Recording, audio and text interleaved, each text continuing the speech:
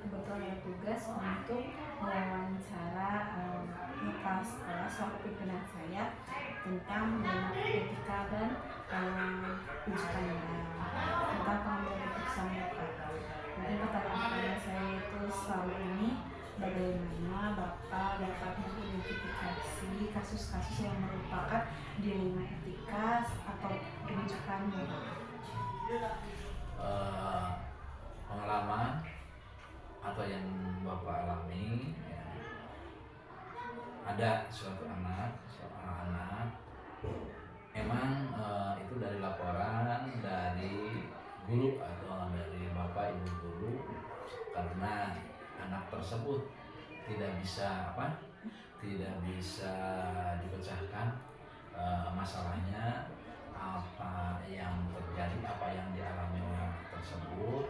Maka pada waktu itu Bapak Ibu guru itu melapor, Pak, bagaimana ini anak ini karena ke sekolahnya nggak rajin, malas. Bapak sudah suruh sama guru tersebut coba kunjungi, tanyakan, dikasih motivasi, lihat dulu. Udah beberapa kali sama gurunya, tapi anak itu masih belum ada perubahan, tidak ada. Cuma paling 1-2 kali ke sana, ada 2 hari, 3 hari ke sekolah, kelanjutannya tidak ada. Dan Bapak juga mencoba, karena itu oleh sama guru tidak berhasil. Bapak juga mencoba mendatangi kunjungan rumah kepada orang tua, minta apa masalahnya anak itu bisa tidak datang ke sekolah atau sering malas anak tersebut. Yang pertama hasil kunjungan Bapak, karena anak itu berpisah, yaitu cerai orang tuanya ya. Yang satu tadinya pengen dibawa sama ibunya, yang satu makan bersama sama ayahnya. Karena anak tersebut dia ikut akhirnya itu sama bapaknya yang lebih bertanggung jawab. Memang keduanya itu bertanggung jawab untuk berjalannya anak tersebut, demi kemajuan anak tersebut, pendidikannya dan yang lain-lainnya. Pada waktu itu anak itu bersama sama bapaknya ya.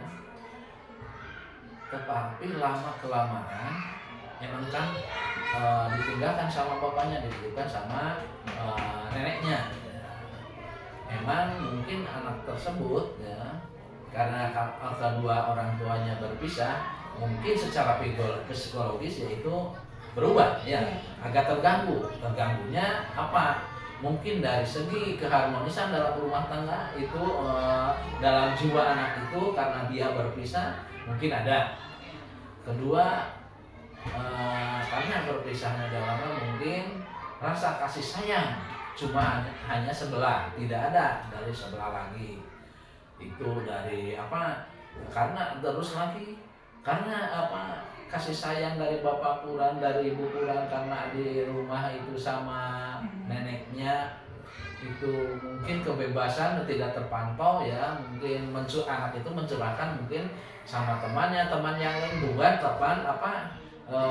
teman untuk bermain di sekolah ya, teman di sekolahnya mungkin pada kakak-kakak yang sudah keluar atau kakak-kakak yang di tingkatan yang berbeda ya, jadi mungkin masukannya dari sana ya. Jadi anak terhadap pendidikan itu tugas anak itu adalah belajar mengaji, belajar ke sekolah itu terlupakan, walaupun sama orang tua sudah, sama neneknya sudah dikasih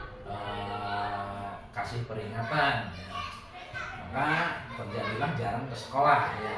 Tapi karena jarang ke sekolah ya, beberapa kali emang anak tersebut ada hadir ke sekolah, sudah 2 hari 3 hari seperti begitu. Tapi pas mau waktu berjalan itu juga ada waktu ke sekolah ya, kadang-kadang ke sekolah ada tugas dari guru, kadang-kadang dikerjakan, Kadang-kadang dia walaupun dikasih buku, kadang-kadang dibaca, kadang-kadang dia pas dikasih buku ya semuanya dikasih buku, tapi anak tersebut buku itu diterima tapi disimpan di bawah meja ya. Nanti kalau butuh lagi pas bukunya tidak ada, nyari pada orang lain, mencari buku itu bisa kemana, karena itu dia tidak teliti terhadap apa yang dititipkan oleh bapak ibu guru. Tujuannya yang dikasih buku itu untuk belajar di rumah, nanti apa yang mendapat kesulitan minta bantuan kepada bapak ibu guru.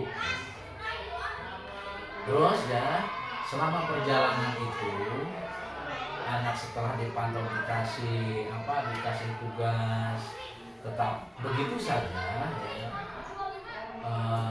Bapak ibu guru bersama kepala sekolah dan mengambil keputusan, mengambil kebijakan anak tersebut di akhir tahun emang dengan keadaan begitu sepihak, kalau anak tidak dinaikkan atau tidak diluluskan, anak itu akan drop out, tidak akan dilanjutkan.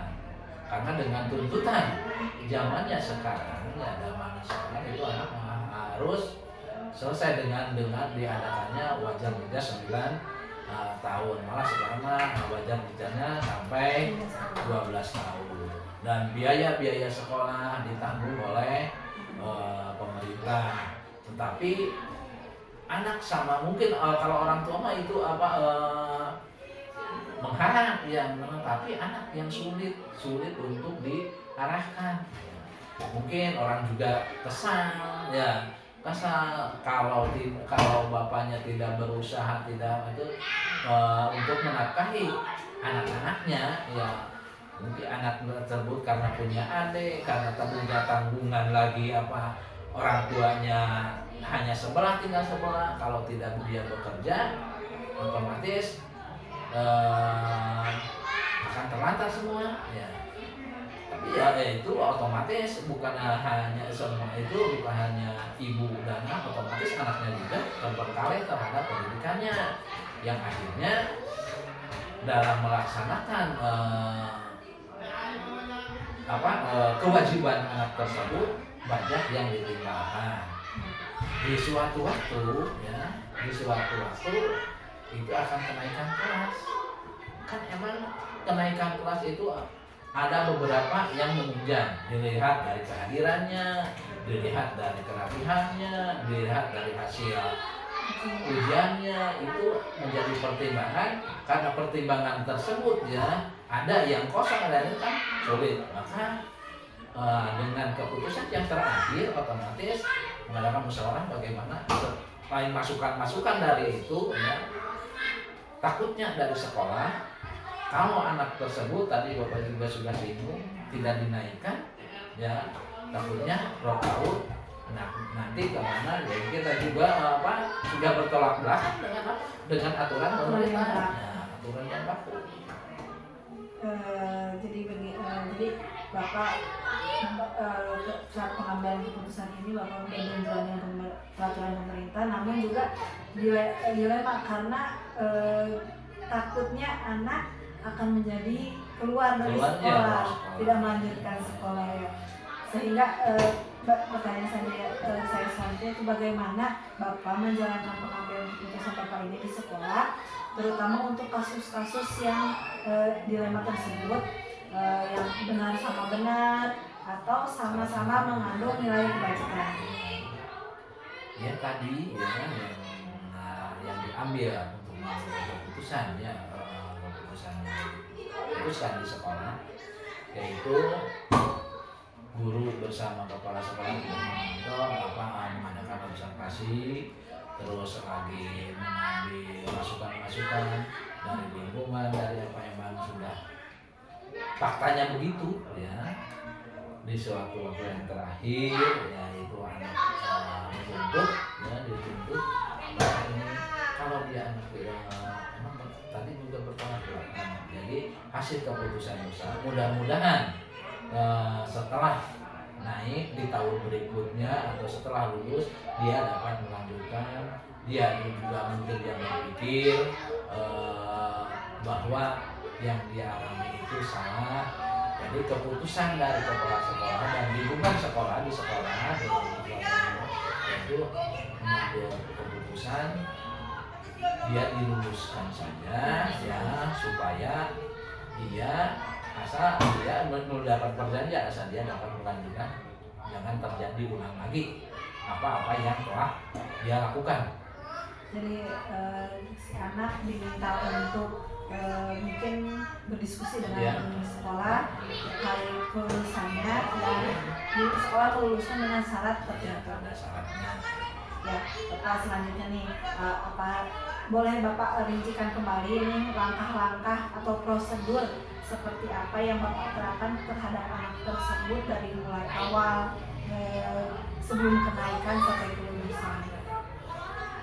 Langkah-langkah pertama, yang pertama tadi di operasi Bapak mendapat laporan dari guru kelasnya atau wali kelasnya, karena wali kelasnya itu sudah tidak mampu walaupun sudah beberapa dikasih saran ya, kunjungi apa masalahnya anak tersebut, tidak ke sekolahnya jarang, menghafalnya juga jarang, otomatis ke sekolah jarang karena menghafal juga jarang ya, sulit untuk itu. Setelah itu yang didapat oleh guru masih biasa-biasa terjadi itu, baru kepala sekolah juga ikut bersama-sama guru memantau, meminta keterangan kepada orang tua, sudah dapat keterangan atau informasi dari orang tua bahwa anak ini berpisah dari cerai ya, berpisah dari orang tuanya yang lain, anak tersebut ditinggal bisa dari di bapaknya yang mengalami bapak adalah bersama ayahnya, tetapi ayahnya itu kerja untuk menanggung tanggungan kehidupan keluarga, karena ayahnya ibunya juga cuma tinggal sebelah. Jadi anak tersebut malas untuk pergi ke sekolah. Mungkin waktu itu yang pertama dari tadi, tapi kadang-kadang memang dari temannya juga bisa ya, pas ke sekolah ada yang dibully, masalah mukanya bisa saja dipalak oleh itu, harus sama tertentu. Tapi alhamdulillah dengan pantauan itu dibully dipalakuannya pernah terjadi pada anak itu 1-2 kali, tahu sudah ada laporan, bisa diluruskan, tidak terjadi apa-apa lagi seperti itu. Tapi karena walaupun dengan rujukan dengan dia tetap jarang ke sekolah, sampai di waktu mau kenaikan sekolah atau semester hadir, seminggu sebelum semester suka hadir. Nah itu untuk menjelang ujian. Tapi di dalam hasil kalau betul-betul ya dia belajar, emang dia bagus hasilnya ya, itu 1 minggu juga dia sudah dibanding dengan yang lainnya, emang ada perbedaan bagus itu anak tersebut gitu.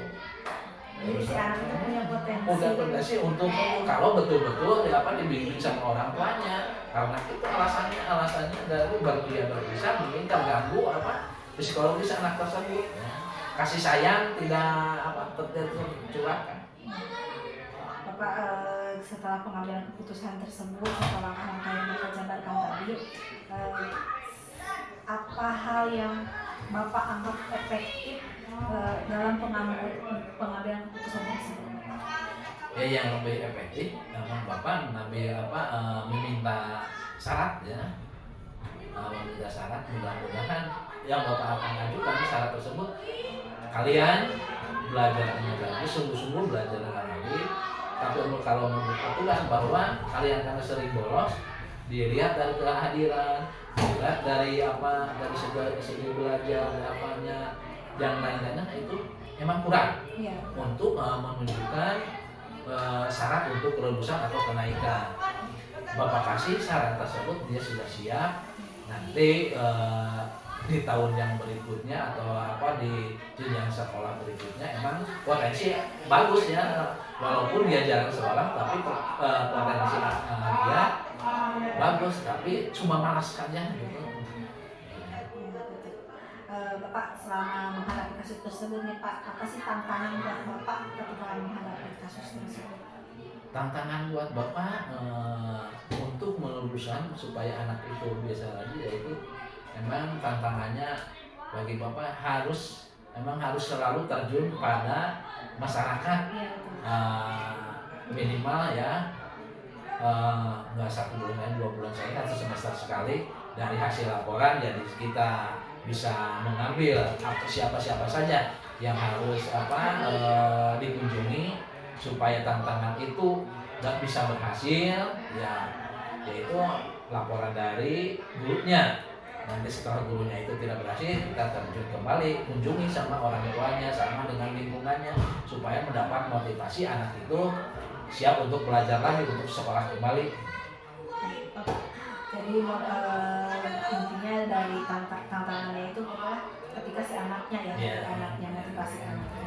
Ya, motivasi kalau orang tuanya motivasinya bagus, tapi di anak yang mentok, rata-rata di anak yang mentok, ya, malas karena malas apa? Mungkin dari kemalasan tersebut tadi dari tantangan yang lainnya gitu, dari segi orang tua, dari segi ekonomi, dari segala hal di lingkungan itu yang kurang menunjang, tidak dilengkapi gitu. Tapi kemampuan orang tua untuk menunjang tersebut segitu-gitunya gitu.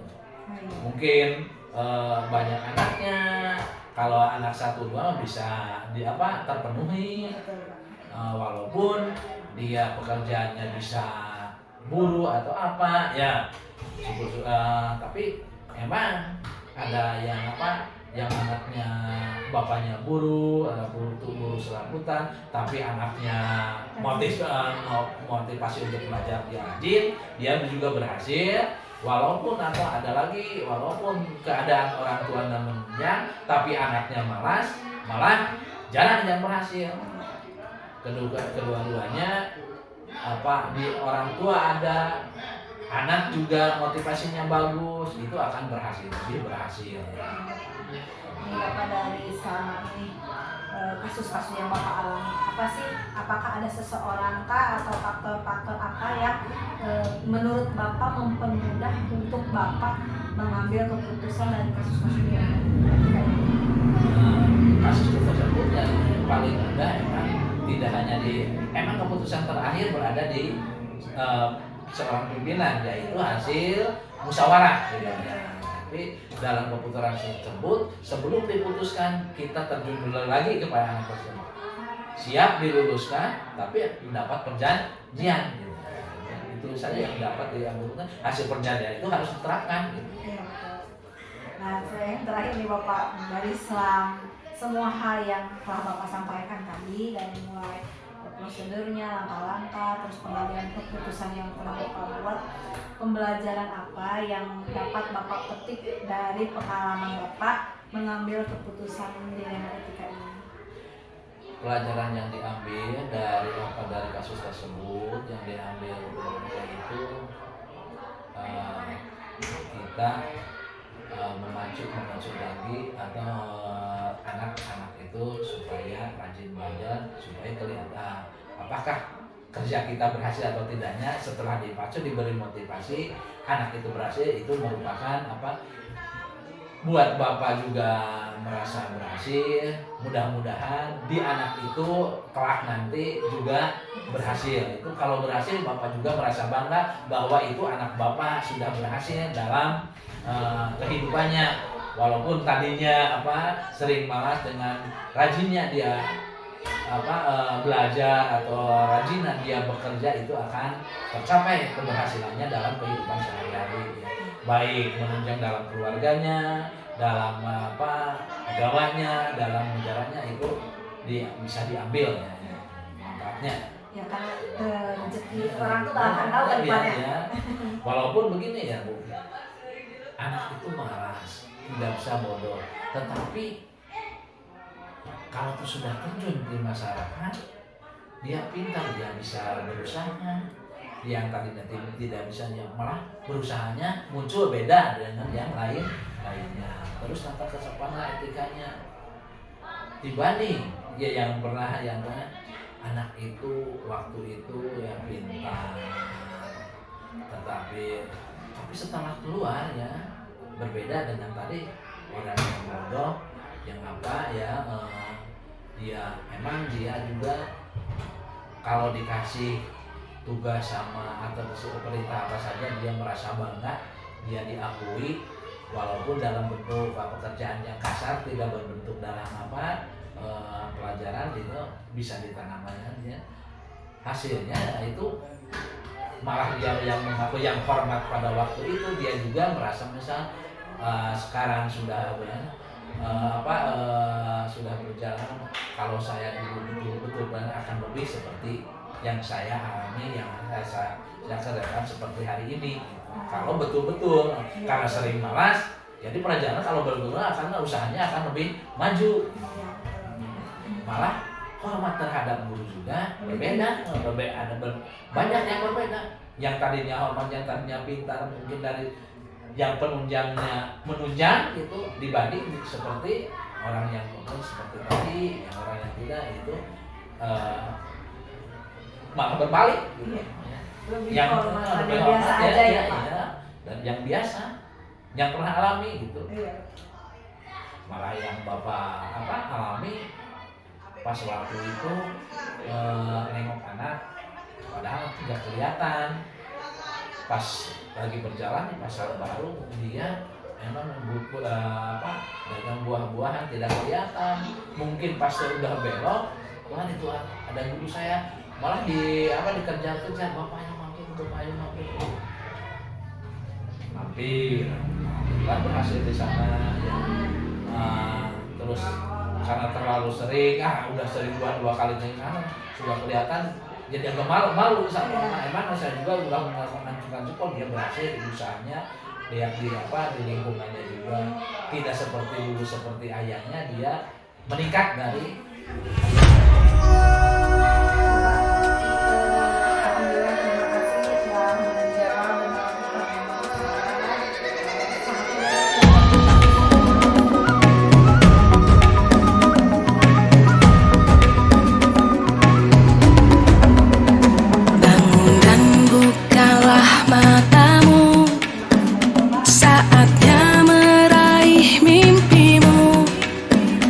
Arahkan pandangan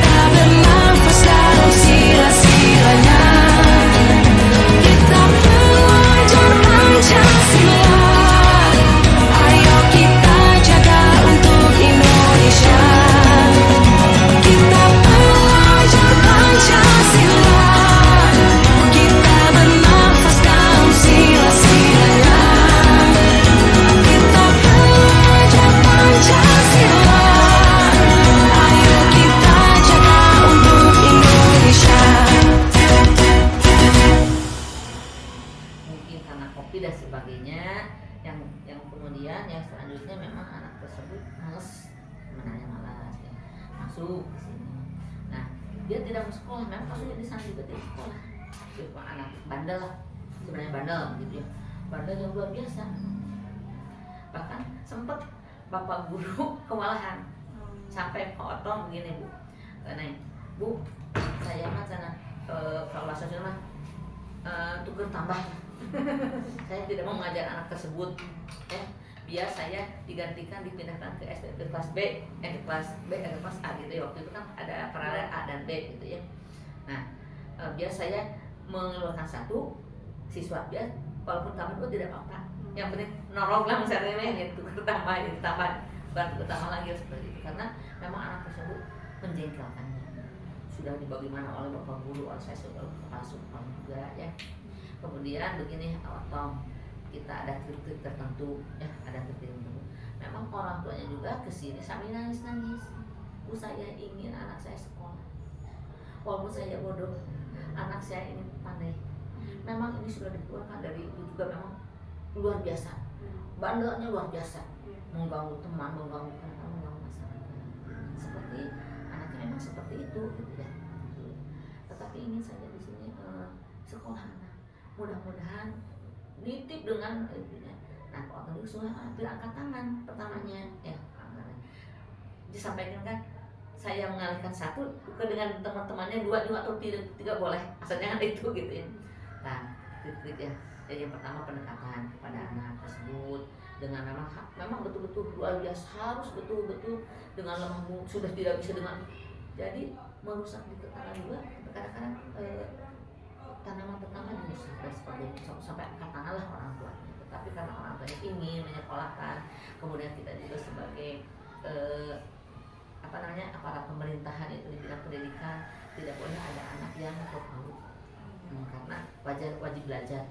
Nah, ibu berprinsip bahwa anak ada masa perkembangan, tetapi memang modalnya adalah kekuatan kita dari pihak pendidik ya, ibu dan bapak ibu guru yang mengajarnya. Itu harus bagaimana caranya kita, karena sebagai agen perubahan, sebagai pendidik, mendidik yang tadinya bukan guru itu bukan hanya mengajar tapi mendidik ya.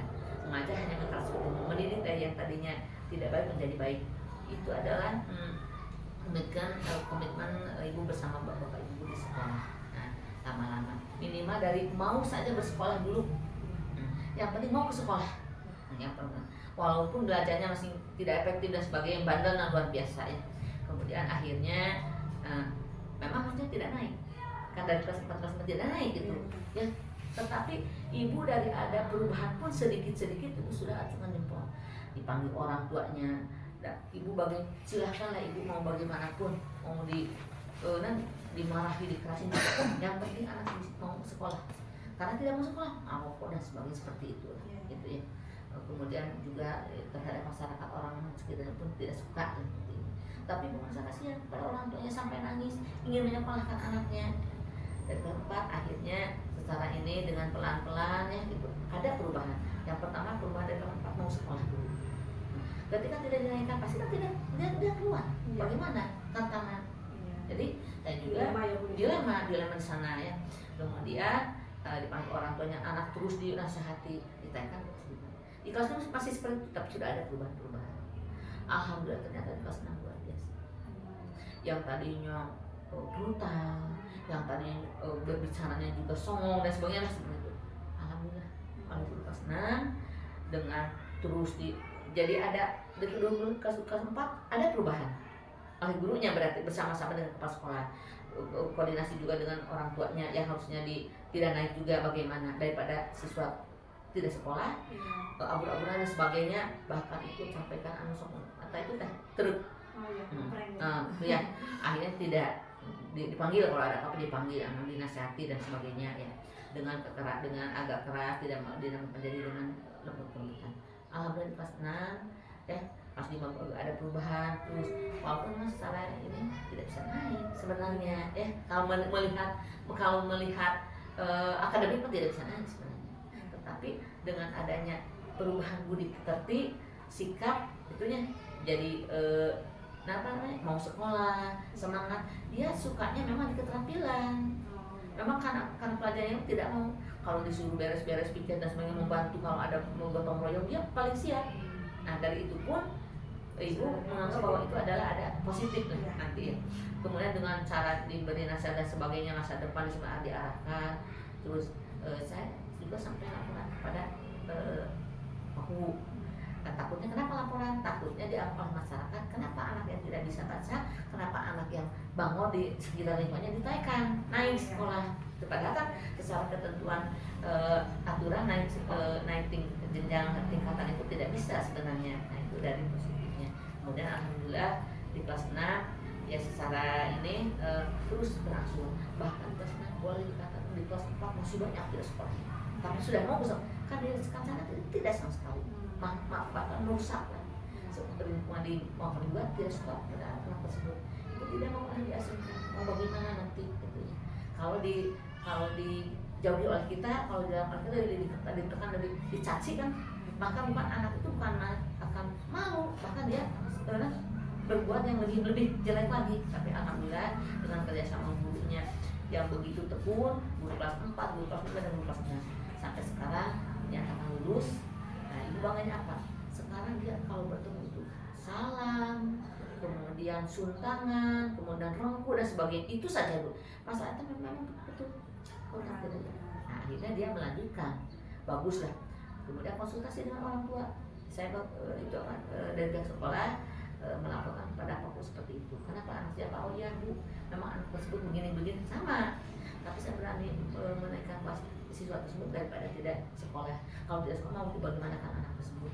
Apakah ketakutan justru menjadi anak yang bukan tidak berguna lagi, merusak. Nah, tapi alhamdulillah ya negatif lah. Ya tidak, bakal negatif. Bagi karena seperti itu. Nah sekarang masuk keluar kami nyatakan dengan bangkunya sudah bagus, bahasanya sudah bagus, gitu ya. Mudah-mudahan diaplikasikan dalam kehidupan sehari-hari. Sering dipantau kepada orang tuanya, memang sampai orang tuanya memberikan hadiah berupa barang kepada ibu, karena saking bersyukur. Kalau ini memang tidak ada kurang, tapi ibu yakin bahwa nanti masa kebanggaan mungkin di usia sekian ya sampai jadi mau itu ya. Kalau akademik memang secara itu tidak, tapi jadi dramatis secara ini tidak bisa. Sekarang usianya sudah melebihi dia ternyata usia SMA berarti masuk SMA gitu usianya gitu. Dia masuk ke sekarang masuk ke MTS Renawa, maksudnya ada pesantren, ada kesana. Nah itu ya, jadi sudah dinyatakan lulus walaupun ini dengan orang tuanya selalu dikomunikasi. Yang penting orang tua, nah walaupun bu bagaimana ibu mau tidak dinaikin juga, tapi saya juga katanya takut. Nah itu pihak sekolah takut tidak masuk sekolah. Karena ditanya ya mau jadi, kalau cita-citanya bagus nih itu hanya di bidang itu dia akan dijadikan freelancer.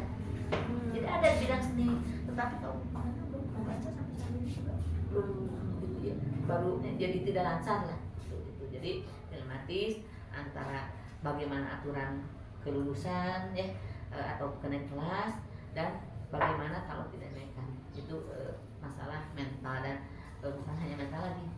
Kalau IPA itu udah luar biasa, kalau tidak naik nanti brutal. Tapi alhamdulillah sekarang lulus masuk ke MTS Hawa sambil pesantrennya Pak. Gitu. Jadi sudah pada tahu ini juga Pak, aparat desa juga. Jadi jangan sampai menyalahkan pihak sekolah ya, sekolah mengapa anak belum sampai diluluskan, padahal di dalam membaca pun belum begitu ya, belum begitu lancar, kurang dari akademiknya itu. Yang penting sekarang ada motivasi melanjutkan ke MTS sambil masaknya gitu. Dia bercita-cita ingin jadi kiai, mudah-mudahan Allah mengabulkan gitu. Ya ibu begitu jelasnya menjelaskan dari mulai pengambilan keputusan sama langkah-langkah ibu yang ambil. Nah menurut ibu karena berhubung anaknya sudah lulus ya, bagaimana nilai efektivitasnya pengambilan keputusan ibu ini? Jadi nilai efektivitasnya ya alhamdulillah ya ketika kalau tidak diambil keputusan diluluskan ya seperti itu, mungkin bagaimana nanti nasibnya. Sementara di undang-undang itu sekarang kan kalau siswa yang magot tidak mau sekolah saja tidak bisa karena wajib belajar itu ya. Jadi apapun yang terjadi ya itu kemudian sudah dikonsultasi dengan Bapak Guru juga gitu ya. Jadi itu lebih efektif diluluskan ya. Mudah-mudahan anak tersebut menjadi anak yang soleh. Nah terus selain itu Bu, apa nih tantangan yang selama proses dari kelas 4 sampai kelas 6 ini Ibu hadapi? Tantangan tentang siswa tersebut. Iya. Saat mengambil keputusan. Iya itu ya memang begitu sulit karena yang pertama anak tersebut ya sudah masuk beberapa hari. Sudah berapa hari waktu di kelas 4 sudah berapa hari masuk sekolah, tidak ada apa alasannya, tantangan sampai diberi uang jajan ya. Saking inginnya padahal orang tuanya sampai malu dan saya juga punya Bu gitu. Saya bilang ini mas sebagai hadiah ibu dari ibu karena Ipan mau bersekolah rajin gitu ya. Jadi banyak tantangan gitu ya, terus gitu. Sering ibu kumpis itu rumahnya ketika ada dari gurunya Bu, orang tuanya membel ke sekolah, dia sudah pergi tapi tidak ada, kan dibel. Ini kenapa Ipan tidak di sekolah? Ternyata dari rumah tidak ada. Ibu datang ke rumahnya disaring, kemudian minta bantuan yang lain. Alhamdulillah pernah satu kali tidak ketemu, tadi mana ibu sama ibu kelas 5-nya di sana ya, tidak ada di sekolah, tidak ada di rumah, tidak ada di mana dari kelas kita pun tidak ada. Ternyata ada di mana, ketemunya di mana di sana leuweung lah gitu, seperti itu lah, jauh kebunnya kebun-kebunnya hampir leuweung tapi bukan leuweung gerokan di sekitar ya, ada di wilayah Pangkelang. Jadi tentang sangat berat ya. Ya kan membujuk usia kalau dibilang SD bukan SD ya gitu kan seperti itu. Jadi memang memang sekarang itu pembicaranya memang sudah agak bubar lah. Sudah punya katanya sudah punya kekasih, tapi ibu juga silakan sebagai motivasi ya. Kalau Ipan sekarang bodoh nanti bodoh sama orang lain, apalagi seperti itu. Jadi alhamdulillah ada semangat gitu ya. Memang itu terus dimotivasi penuh ya terus sekolah. Nih semuanya Ibu udah jelasin secara sih, hebat sekali ya Bu, menginspirasi juga buat saya ketika ada kasus yang serupa, mengambil sedikit-sedikit baiknya dari Ibu tentang penanganan kasus seperti ini.